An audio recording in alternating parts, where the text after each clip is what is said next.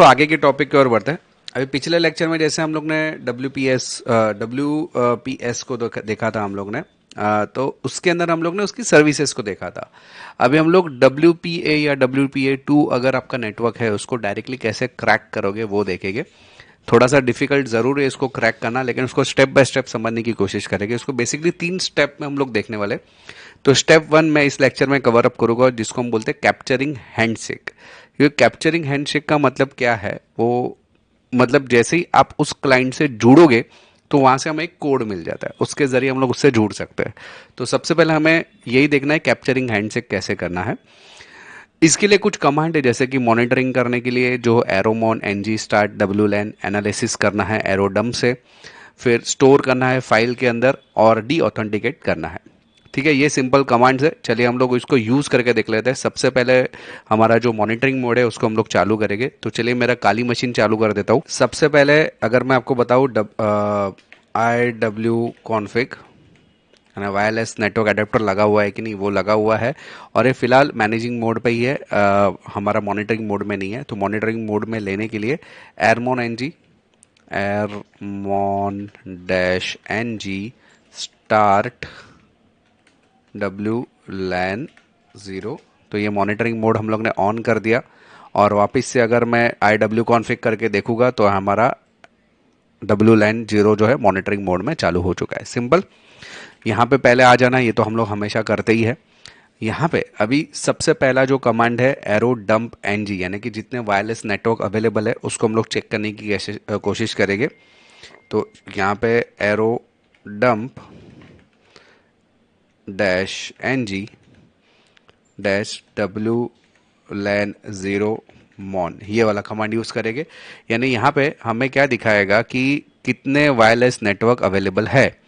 तो फिलहाल यहाँ पे अगर आप देखोगे तो ये जो है एक मैक एड्रेस आपको नज़र आ रहा है और इसमें जो नज़र आ रहा है वो प्लस पॉइंट नाम का, यानी कि मेरा यहाँ का जो एडेप्टर है या वाईफाई का राउटर है वो दिख रहा है, जिसमें WPA2 जो है नेटवर्क यानी कि CCMP प्रोटोकॉल का इस्तेमाल किया गया है, जो कि चैनल 2 पे लगा हुआ है, ये यहाँ पे दिख रहा है। ठीक है, क्लियर है इतना?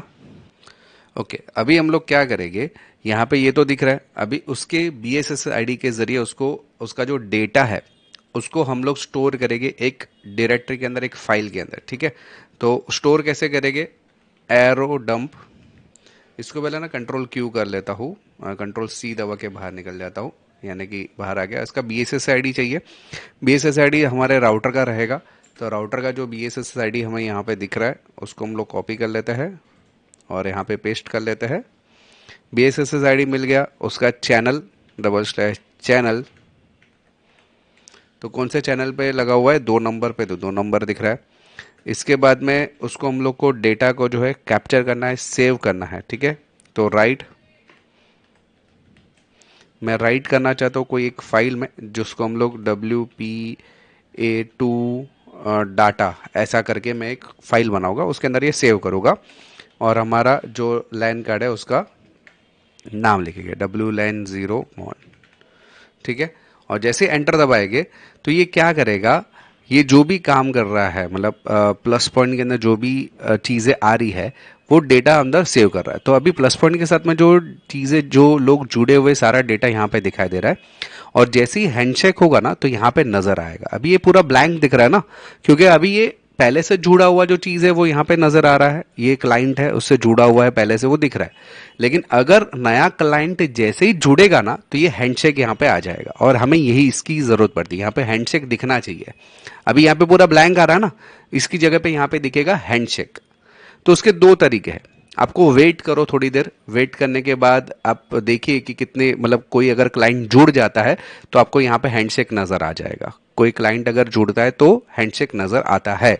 लेकिन अगर बाई चांस कोई नहीं जुड़ा तो क्या करेंगे, उसके लिए भी ऑप्शन है। ऑप्शन क्या है मैं बताता हूँ। यहाँ पे आप देखिए, ये जो आपको कमांड दिख रहा है एरोप्ले ng, यानी कि डी ऑथेंटिकेट अटैक, ये पहले हम लोग कर चुके हैं।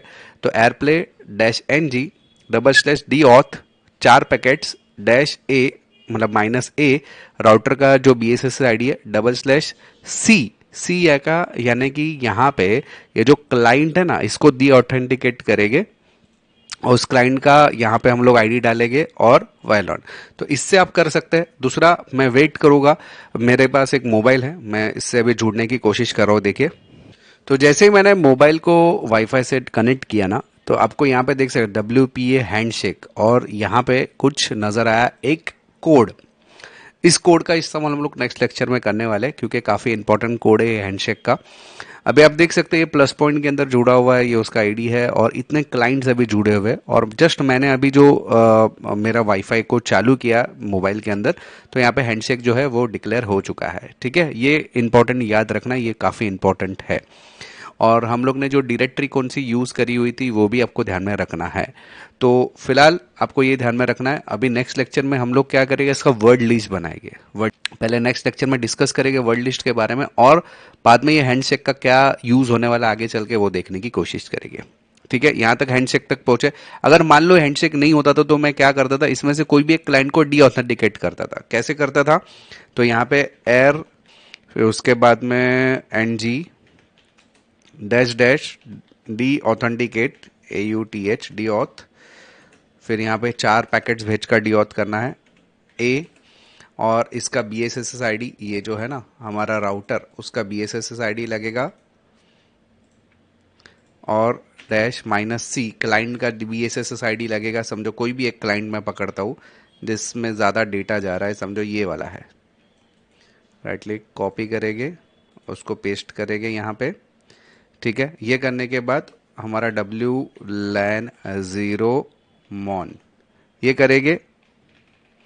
लैन का स्पेलिंग गलत है, और जैसे एंटर दबाएंगे तो एक बार वो दी इसको एक बार ये पैकेट को बंद करेगा और चालू करेगा, तो यहाँ पे हैंडशेक कैप्चर हो जाएगा। अगर मान लो आपका वाईफाई किसी ने कनेक्ट नहीं किया तो की बात कर रहा हूँ, तो आप इस तरीके से भी उसको दी ऑटोमेटिक देखो बंद होकर चालू हुआ, तो यहाँ पे हैंडशेक कैप्चर हो जाएगा। ठीक है, तो ये भी एक तरीका है जिससे आप हैंडशेक कैप्चर कर सकते हैं। लेकिन फिलहाल मैंने जस्ट एक वाईफाई बंद करके चालू किया, तो ऑटोमेटिकली हैंडशेक कवर अप हो गया है यहाँ पे अपना। ठीक है, चलिए इस वीडियो में इतने, नेक्स्ट लेक्चर यानी कि सेकंड स्टेप के उधर बढ़ने की कोशिश करते हैं।